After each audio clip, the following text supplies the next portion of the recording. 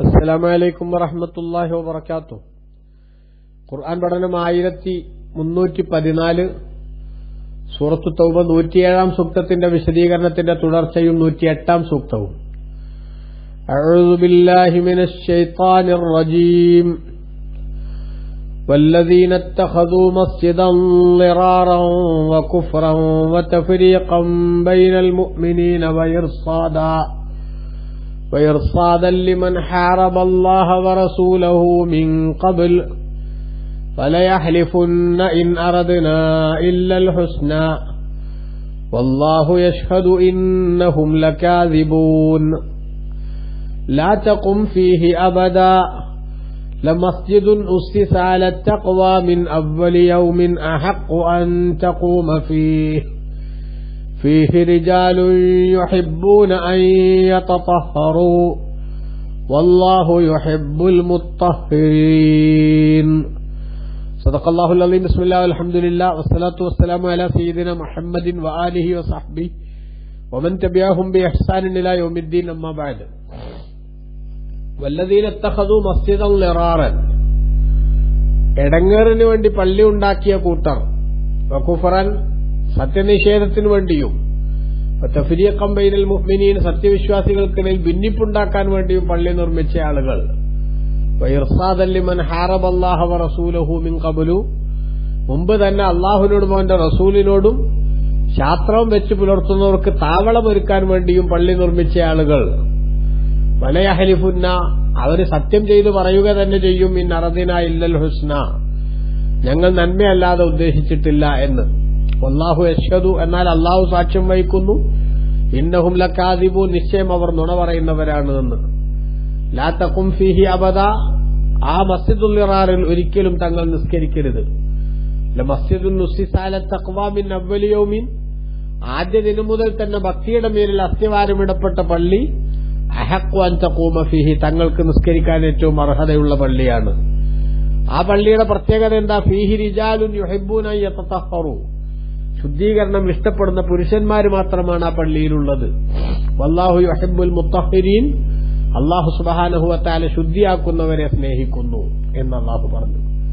കഴിഞ്ഞ ക്ലാസ്സിൽ നമ്മൾ വിശദീകരിച്ചു വന്നത് മസ്ജിദുൽ ളിറാർ എന്നൊരു പള്ളിയുടെ നിർമ്മാണത്തിന്റെ പശ്ചാത്തലമാണ്. അബൂ ആമിർ എന്ന് പറയുന്ന പുരോഹിതൻ നബി സല്ലല്ലാഹു അലൈഹി വസല്ലമ തങ്ങളോട് കടുത്ത ശാസ്ത്രവും വെച്ച് പുലർത്തുകയും അദ്ദേഹത്തിന്റെ സ്ഥാനമാനങ്ങൾ നഷ്ടപ്പെട്ടതിന്റെ ചുരുക്ക് നബി സല്ലല്ലാഹു അലൈഹി വസല്ലമ തങ്ങളോട് തീർക്കാനുള്ള പദ്ധതികൾ പലതും ആവിഷ്കരിക്കുകയും ചെയ്തു. അതിന്റെ ഭാഗമായി അവൻ വളരെ ഗുരുതരമായിട്ട് നബി സല്ലല്ലാഹു തങ്ങൾക്കെതിരെയുള്ള നിലപാടുകൾ സ്വീകരിച്ചു. പക്ഷെ തന്നെ നേരത്തെ സ്നേഹിച്ചിരുന്ന അനുയായികളും നാട്ടുകാരും തന്നെ തള്ളിപ്പറഞ്ഞപ്പോൾ അവൻ, പ്രത്യേകിച്ചും ബദർ യുദ്ധത്തിലെ മുസ്ലിമീങ്ങളുടെ മിന്നുന്ന വിജയവും കൂടെ കഴിഞ്ഞപ്പോ അവൻ മക്കയിലേക്ക് തടിയെടുത്തു. മക്കത്ത് ചെന്ന് റസൂലുള്ളാഹിക്കെതിരെ ശക്തമായി സംസാരിച്ചപ്പോ മക്കക്കാർ അവന് വേണ്ട സൗകര്യങ്ങളൊക്കെ ചെയ്തു കൊടുത്തു. അങ്ങനെ ഉഹദ് യുദ്ധത്തിന്റേതായിട്ടുള്ള പശ്ചാത്തലത്തിലേക്ക് കാര്യങ്ങൾ എത്തിക്കുന്നതിനും ഒരു റിവഞ്ചിന്റെ ശൈലി ആളിക്കത്തിക്കുന്നതിനും മുശ്രിക്കുകളുടെ മനസ്സിലേക്ക് വിഷം കോരിയിടുന്ന പ്രധാനപ്പെട്ട പ്രവർത്തനം ആ അബൂ ആമിർ എന്ന് പറയുന്ന ഈ പുരോഹിതൻ അവൻ ചെയ്തു. ഉഹദ് യുദ്ധത്തിന്റെ സമയത്ത് അവനും യുദ്ധത്തിൽ പങ്കാളിത്തം വഹിച്ചു എന്ന് മാത്രമല്ല, ബഹുമാനപ്പെട്ട മുസ്ലിമീങ്ങളെ പരമാവധി ഉപദ്രവിക്കാൻ വേണ്ടി ധാരാളം കുഴികൾ അവൻ പലയിടത്തായി കുഴിച്ചുവെച്ചു. ആ കുഴിച്ചുവെച്ച കുഴികളിൽ ഒരു കുഴിയിൽ റസൂലുള്ളാഹി സ്വല്ലല്ലാഹു അലൈഹി വസല്ലം തങ്ങൾ പോലും വീണുപോകുന്ന സാഹചര്യമുണ്ടായി എന്ന് ഉഹദിന്റെ ചരിത്രം വിശദീകരിക്കുന്നിടത്ത് നമുക്ക് മനസ്സിലാക്കാൻ സാധിക്കും. അങ്ങനെ ആ ഉഹദിൽ നേർക്കുനേരെ റസൂലുള്ളാഹി സ്വല്ലല്ലാഹു അലൈഹി വസല്ലം തങ്ങൾക്കെതിരെ വന്ന അബൂ ആമിർ എന്ന ഈ പുരോഹിതൻ നബി തങ്ങളോട് പറഞ്ഞു, ലാ അജിദു ഖൗമൻ യുഖാതിലൂനക ഇല്ലാ ഖാതൽതുക മഅഹും, നിങ്ങൾക്കെതിരെ യുദ്ധം ചെയ്യുന്ന ഏതൊരു സമൂഹത്തെ കണ്ടാലും അവരാരു തന്നെ ആവട്ടെ, നിങ്ങൾക്കെതിരെയുള്ള പോരാട്ടത്തിൽ അവരോട് ഞാനും ഒപ്പം കൂടും. അങ്ങനെ ഫലം യസൽ യുഖാതിലുഹു ഇലാ യൗമി ഹുനൈനിൻ, ഹുനൈൻ യുദ്ധം വരെ സകല യുദ്ധങ്ങളിലും അവൻ സംബന്ധിച്ചു. അവനെ കൊണ്ടാവും വിധത്തിൽ അവൻ ശല്യങ്ങൾ വാരി വിതറി. അങ്ങനെ ഹുനൈൻ യുദ്ധത്തിന്റെ സമയത്ത് ഹവാസിൻ ഗോത്രക്കാർ പിന്തിരിഞ്ഞോടിയപ്പോ ഈസ അവൻ നിരാശനായി. നബി സല്ലല്ലാഹു അലൈഹി വസല്ലം തങ്ങൾക്കെതിരിൽ ശാസ്ത്രവത്തിന്റെ ശൈലി സ്വീകരിച്ച് എല്ലാ കിട്ടാവുന്ന ശത്രുക്കളെയും ഒരുമിച്ച് കൂട്ടി പട നയിച്ചിട്ടും നബി സല്ലല്ലാഹു അലൈഹി വസല്ലം തങ്ങൾക്കോ ഇസ്ലാമിനോ എന്തെങ്കിലും ഒരു പോറലേൽപ്പിക്കാൻ എനിക്ക് സാധിക്കുന്നില്ല, എന്റെ ഒരു പ്രവർത്തനങ്ങളും കുതന്ത്രങ്ങളും വർക്കൌട്ടാവുന്നില്ല എന്നവന് ബോധ്യപ്പെട്ടപ്പോൾ അവൻ നിരാശനായെന്ന് മാത്രമല്ല വഖറജ ഹാരിബൻ ഇല ശാമി, അവൻ ശാമിലേക്ക് ഓടി രക്ഷപ്പെട്ടു. അങ്ങനെ അവിടെ എത്തിയതിനു ശേഷം അവൻ ഈ ശത്രുതയും അതേപോലെ നബിതങ്ങളോടുള്ള എതിർപ്പും അതാളിക്കത്തിക്കാൻ അടുത്ത പദ്ധതി തയ്യാറാക്കുകയാണ്. ആ പദ്ധതിയാണ് മദീനത്തുള്ള കപടന്മാരായ അവന്റെ സ്വന്തക്കാർക്ക് അവൻ വിവരമറിയിക്കുന്നത്. എന്താണ് വിവരമറിയിക്കുന്നത്? ഇമാം ബഗവി റളിയല്ലാഹു അൻഹു രേഖപ്പെടുത്തുന്നു, ഫർസലയിൽ മുനാഫിഖീന, കപടന്മാരിലേക്ക് അവൻ സന്ദേശം അയച്ചു. എന്ത്?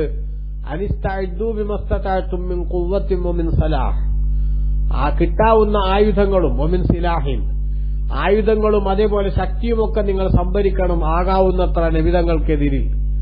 വബ്നു ലീ മസ്ജിദൻ, എനിക്ക് വേണ്ടി നിങ്ങളൊരു പള്ളി നിർമ്മിക്കണം. വാസ്തവത്തിൽ അത് പള്ളിയായിട്ടല്ല, അവന്റെ കുതന്ത്രത്തിന്റെ ഓഫീസായിട്ടാണ് അവൻ കാണുന്നത്. കാരണം ഫൈന്നി ദാഹിബുൻ ഇലാ കൈസറ മലിക്കിർ റൂം, റോമൻ സാമ്രാജ്യത്തിന്റെ അധിപൻ കൈസർ രാജാവിന്റെ അടുത്തേക്ക് ഞാൻ പോവുകയാണ്. അങ്ങനെ അദ്ദേഹത്തോട് സഹായം അഭ്യർത്ഥിച്ചുകൊണ്ട് അദ്ദേഹം എന്നെ സഹായിക്കും. ഫാത്തി ബിജുന്ദിൻ മിനർ റൂം, റോമിൽ നിന്നുള്ള ഒരു സൈന്യവുമായിട്ട് ഞാൻ മദീനയിലേക്ക് വരും. അങ്ങനെ മദീനയിൽ വന്ന് ഫഉഖ്രിജു മുഹമ്മദൻ വഅസ്ഹാബഹു, മുഹമ്മദ് നബി സല്ലല്ലാഹു അലൈഹി വസല്ലം തങ്ങളെയും അനുയായികളെയും ആ മദീനയിൽ നിന്ന് ഞാൻ പുറത്താക്കും. അതുകൊണ്ട് അതിനുവേണ്ടി എനിക്ക് നല്ലൊരു കേന്ദ്രം വേണം. ആ കേന്ദ്രമായിട്ട് നിങ്ങളൊരു പള്ളിയാണ് ഉണ്ടാക്കിയാൽ ആ പള്ളിയാണെന്ന് വിചാരിക്കുമ്പോൾ ആളുകളാരും അതിനെതിരിൽ രംഗത്ത് വരില്ല. അപ്പൊ പള്ളി എന്നത് പുകമറയായിട്ടുണ്ടാക്കാൻ അവൻ നിർദ്ദേശിച്ചു. കപടന്മാർ അബൂ ആമിറിന്റെ നിർദ്ദേശം കിട്ടിയപ്പോൾ ഫബനു മസ്ജിദുൽ ദിറാരി ഇലാ ജംബി മസ്ജിദ് ഖുബാ, മസ്ജിദ് ഖുബാന്റെ വല്ലാതെ അകലെയല്ലാതെ തന്നെ അവർ മസ്ജിദുൽ ദിറാർ ഉണ്ടാക്കി, എടങ്ങേറിന്റെ പള്ളി ഉണ്ടാക്കി. അപ്പൊ ഇവന് താവളമൊരുക്കാനാണ് ഈ പള്ളി എന്നതുകൊണ്ടാണ് ഫദാലിക ഖൗലുഹു തആല, അല്ലാഹ് പറഞ്ഞത് വഇർസാദൻ ലിമൻ ഹാറബല്ലാഹ വറസൂലഹു മിൻ ഖബൽ, നേരത്തെ തന്നെ അള്ളാഹുവിനോടും അവന്റെ റസൂലിനോടും ശത്രുത വെച്ച് പുലർത്തുന്നവന് താവളമൊരുക്കാൻ വേണ്ടിയും. ആരാണ് അവൻ? വഹു അബൂ ആമിറുൽ ഫാസിഖ്, തമ്മാടിയായ അബൂ ആമിറാണ്. അവന് വേണ്ടിയുള്ള സംവിധാനങ്ങൾ ഒരുക്കാൻ വേണ്ടിയാണ് അവൻ ആ പള്ളി നിർമ്മിച്ചത്.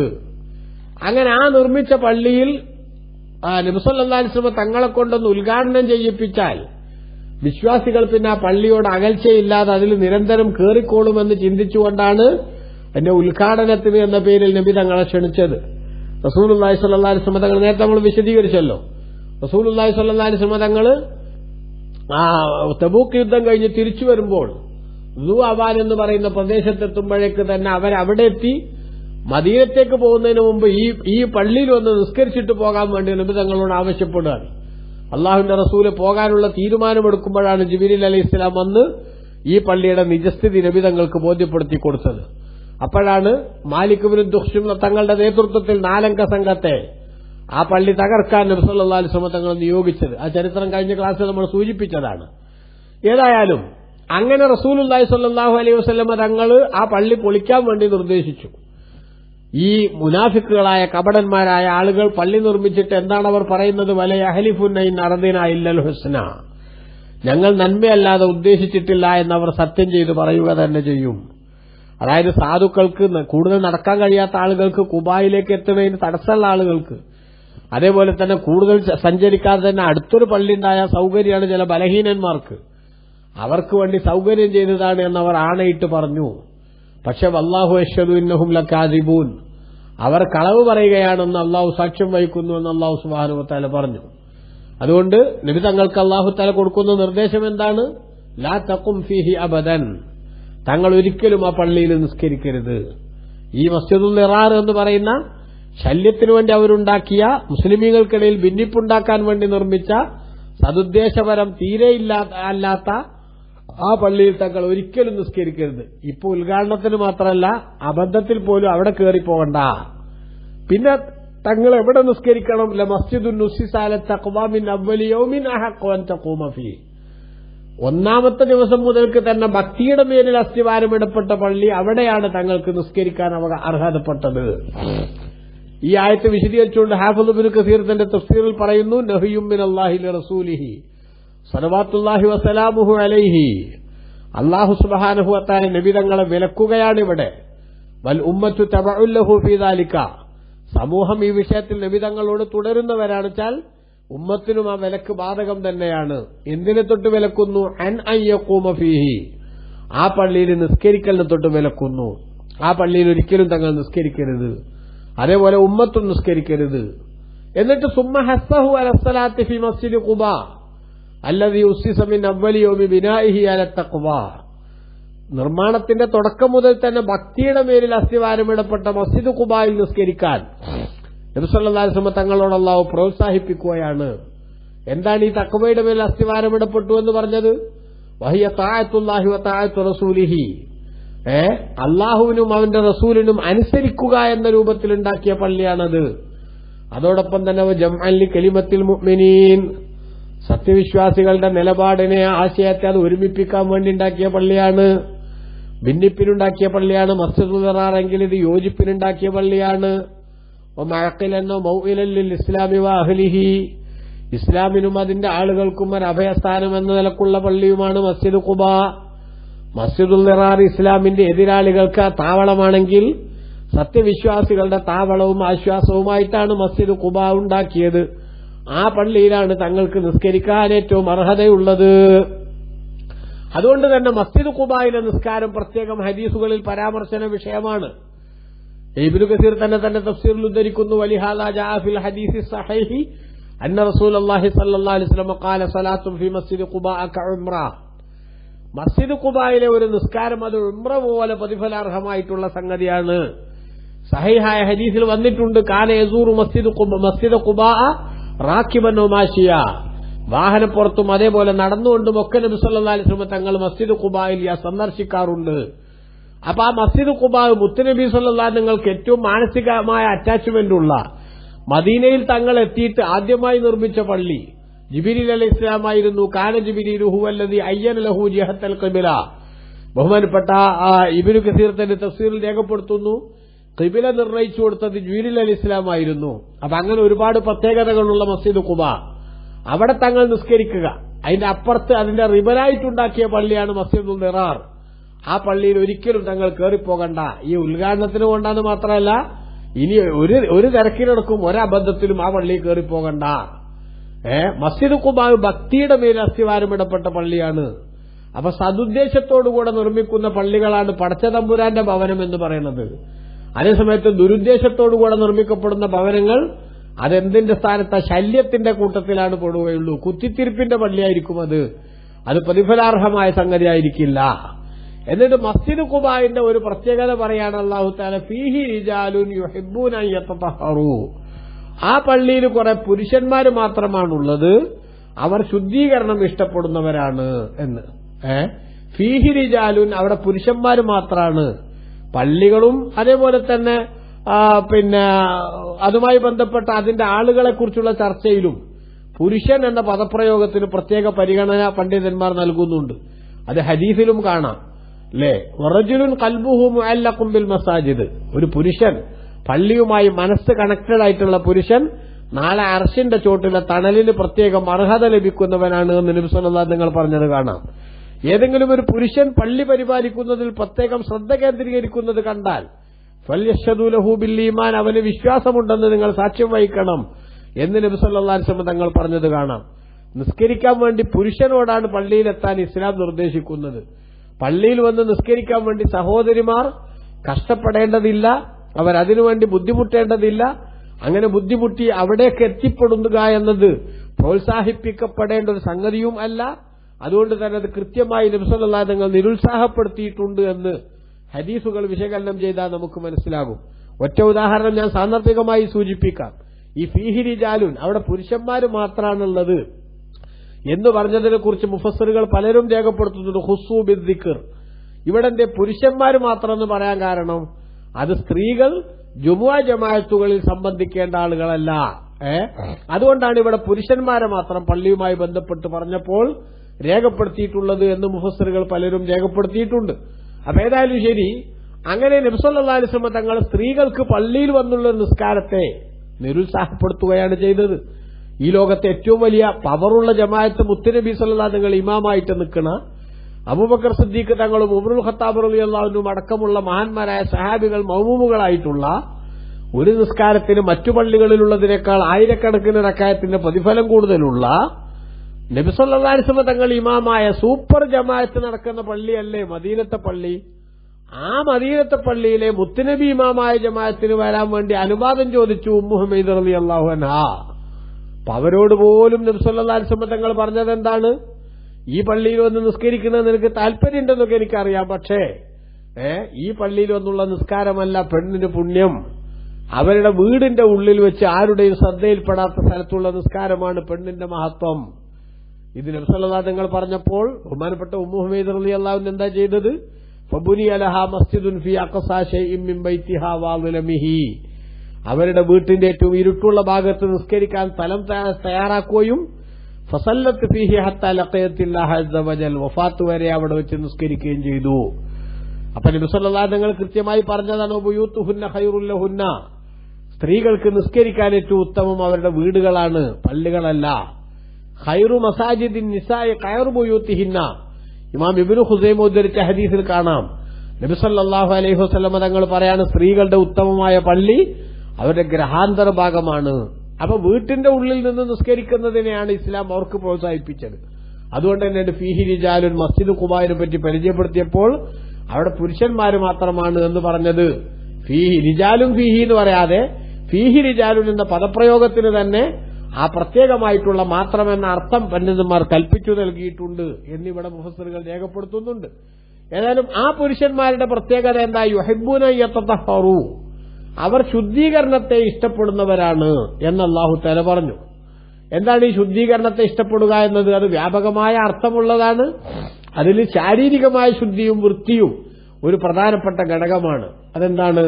അവർ വിസർജനം നടത്തിയാൽ വെള്ളം കൊണ്ട് വൃത്തിയാക്കുന്ന സ്വഭാവം സ്വീകരിക്കുന്നവരായിരുന്നു. ഇബ്നു കസീർ രേഖപ്പെടുത്തുന്നു കാനു യസ്തൻജൂന ബിൽ മാഇ, ഒരു വെള്ളം കൊണ്ട് വൃത്തിയാക്കുന്ന ആളുകളായിരുന്നു. വിസർജനം കഴിഞ്ഞാൽ വെള്ളം കൊണ്ട് വൃത്തിയാക്കുന്ന സ്വഭാവം സ്വീകരിച്ചിരുന്നു.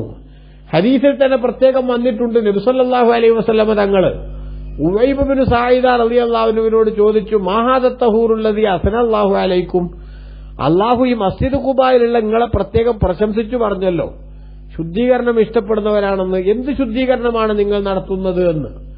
ആ സമയത്ത് ബഹുമാനപ്പെട്ട ഉവൈബ് ബിൻ സഈദ റളിയല്ലാഹു അൻഹു പറഞ്ഞു, യാ റസൂലല്ലാഹ് മാ ഖറജ മിന്നാ റജുലുൻ വലംറാത്തുൻ മിനൽ ഗായിത്തി ഇല്ലാ ഗസല ഫർജഹു. നബിയെ, ഞങ്ങൾ വിസർജനം നടത്തിയാൽ അത് സ്ത്രീയായാലും പുരുഷനായാലും അവരുടെ ഗുഹ്യഭാഗം കഴുകാതെ ഞങ്ങൾ പോരലില്ല. അതാണ്. അപ്പൊ നബി തങ്ങൾ പറഞ്ഞു ഹുവഹാദ, അതന്നെയാണ് ഈ ശുദ്ധീകരണം എന്ന് പറഞ്ഞതിന്റെ ഘടകമെന്ന്. അപ്പൊ ശുദ്ധീകരണത്തിന്റെ ഒരു പ്രധാനപ്പെട്ട ഭാഗമാണത്. എന്നാൽ പക്ഷെ അതിൽ മാത്രം ലിമിറ്റഡ് അല്ല ശുദ്ധീകരണം എന്ന് പറയുന്നത്. അതോടൊപ്പം തന്നെ എന്തുമുണ്ട്? ശുദ്ധീകരണത്തിന്റെ ഭാഗമായി പരിഗണിക്കപ്പെടേണ്ട മറ്റു ചില സംഗതികളുണ്ട്. എന്താണ് ആ സംഗതി? അവരുടെ ജീവിതത്തിൽ അവരുടെ മനസ്സ് ശുദ്ധമാവുക, എല്ലാവിധത്തിലുള്ള അരുതായ്മകളിൽ നിന്നും മനസ്സിനെ സ്ഫുടം ചെയ്തെടുക്കുന്ന പ്രവർത്തനത്തിൽ ഏർപ്പെടുക എന്നത് അത് ശുദ്ധീകരണത്തിന്റെ മറ്റൊരു പ്രധാനപ്പെട്ട ഭാഗമാണ്. ബഹുമാനപ്പെട്ട ഇമാം ബഗവി റളിയല്ലാഹു അൻഹു ഒക്കെ അതുമായി ബന്ധപ്പെടുത്തിയിട്ട് രേഖപ്പെടുത്തിയിട്ടുണ്ട്, കാണാൻ സാധിക്കും. അപ്പൊ അശുദ്ധി ഉണ്ടായാൽ അവര് ആ അശുദ്ധിയിൽ നിന്ന് ശുദ്ധിയായതിനു ശേഷമല്ലാതെ മറ്റു പ്രവർത്തനങ്ങളിലേക്ക് മുഴുകാറില്ല. നോക്കൂ, ബഹുമാനപ്പെട്ട ഇമാം ബഗവി റളിയല്ലാഹു അൻഹു രേഖപ്പെടുത്തുന്നുണ്ട്, മദീനക്കാരായ സഹാബികൾ കാനു യസ്തൻജൂന ബിൽ മാഇ വലാ യനാമൂന ബില്ലൈലി അലൽ ജനാബ, അവര് വിസർജനം നടത്തിയാൽ വെള്ളം കൊണ്ട് വൃത്തിയാക്കും. അതോടൊപ്പം തന്നെ വലിയ അശുദ്ധി ഉണ്ടായാൽ, കുളി നിർബന്ധമായാൽ കുളിക്കാതെ അവരുറങ്ങാറില്ല. അപ്പൊ അവരുടെ ശുദ്ധീകരണത്തിലുള്ള കണിശതയും അതേപോലെ തന്നെ പ്രത്യേകമായിട്ടുള്ള നിർബന്ധ ബുദ്ധിയും ഈ വിഷയത്തിൽ നമുക്ക് പ്രത്യേകമായി മനസ്സിലാക്കാൻ സാധിക്കും. മഹാനായ ഇബ്നു കസീർ തന്റെ തഫ്സീറിൽ രേഖപ്പെടുത്തുന്നത് കാണാം, വഖാലൽ അഅ്മശു, അഅ്മശ് റളിയല്ലാഹു അൻഹു പറഞ്ഞു, അത്തൗബത്തു മിനൽ ദംബി, അവരുടെ ശുദ്ധീകരണം എന്ന് പറഞ്ഞതിൽപ്പെട്ട മറ്റൊരു ഭാഗമാണ് ദോഷങ്ങളെ തൊട്ടുള്ള പശ്ചാത്താപവും വത്തത്വഹീറു മിന ശിർക്കി, ശിർക്കിൽ നിന്നുള്ള ശുദ്ധീകരണവും. അപ്പൊ ബാഹ്യമായി ശാരീരിക വൃത്തിയും ശുദ്ധിയും അതോടൊപ്പം തന്നെ ആത്മീയമായ ശുദ്ധിയും ഇത് രണ്ടും ഇഷ്ടപ്പെടുന്നവരാണവർ. അതുകൊണ്ട് തന്നെ അല്ലാഹു സുബ്ഹാനഹു വ തആല പറഞ്ഞു, അവരുള്ള ആ പള്ളിയിൽ ആ നല്ലവരോടൊപ്പമാണ് തങ്ങൾ നിസ്കരിക്കാൻ തങ്ങൾക്ക് ഏറ്റവും പറ്റിയത് എന്ന്. ഒന്ന്, വല്ലാഹു യുഹിബ്ബുൽ മുത്തഹിരീൻ, അല്ലാഹു തആല ശുദ്ധിയാക്കുന്നവരെ ഇഷ്ടപ്പെടുന്നവനാണ് എന്നുകൂടി ബഹുമാനപ്പെട്ട നബി സല്ലല്ലാഹു അലൈഹി വസല്ലം തങ്ങൾ മുഖേന അല്ലാഹു തആല നമ്മളെ അറിയിച്ചിരിക്കുകയാണ്. അപ്പൊ ആ മസ്ജിദ് ഖുബായിലാണ് തങ്ങൾ നിസ്കരിക്കേണ്ടത്. കാരണം ആ പള്ളി പടച്ചോന്റെ പൊരുത്തത്തിനും സതുദ്ദേശപരമായും ഉണ്ടാക്കിയതാണ്. അതേസമയത്ത് ഉണ്ടാക്കുന്നതിന്റെ 1-ാം തീയതി തന്നെ കുതന്ത്രവും ഉടായിപ്പും കുത്തിത്തിരിപ്പുമായിട്ടാണ് മസ്ജിദുൽ ദിറാർ ഉണ്ടാക്കിയത്. അതുകൊണ്ട് ആ പള്ളിയിൽ തങ്ങൾ ഒരിക്കലും നിസ്കരിക്കരുത് എന്ന് അല്ലാഹു തആല നിർദ്ദേശിച്ചു. ഇസ്ലാമിന്റേതായിട്ടുള്ള ഉന്നമനവും അതേപോലെ തന്നെ യോജിപ്പിന്റെ ശൈലിയും സജീവമാക്കാൻ വേണ്ടിയുള്ള പ്രവർത്തനങ്ങൾ പ്രോത്സാഹിപ്പിക്കപ്പെടുകയും കുത്തിത്തിരിപ്പും അതേപോലെ തന്നെ ഭിന്നിപ്പിന്റെ സ്വരവും അതുണ്ടാക്കുന്ന പ്രവർത്തനങ്ങളെ 100% നിരാകരിക്കുകയും ചെയ്യുന്ന പ്രത്യേകമായ ഒരു സന്ദേശം കൂടി ഈ സൂക്തം നമുക്ക് നൽകുന്നുണ്ട്. അല്ലാഹു സുബ്ഹാനഹു വ തആല നമുക്കെല്ലാവർക്കും നല്ലത് മനസ്സിലാക്കാനും അത് ഉൾക്കൊണ്ട് ജീവിക്കാനും മഹാഭാഗ്യം നൽകി അനുഗ്രഹിക്കട്ടെ. ആമീൻ. വസല്ലല്ലാഹു അല നബിയിൽ മുസ്തഫ മുഹമ്മദിൻ വആലിഹി വസഹ്ബിഹി വസല്ലം വൽഹംദുലില്ലാഹി റബ്ബിൽ ആലമീൻ. വസ്സലാമു അലൈക്കും.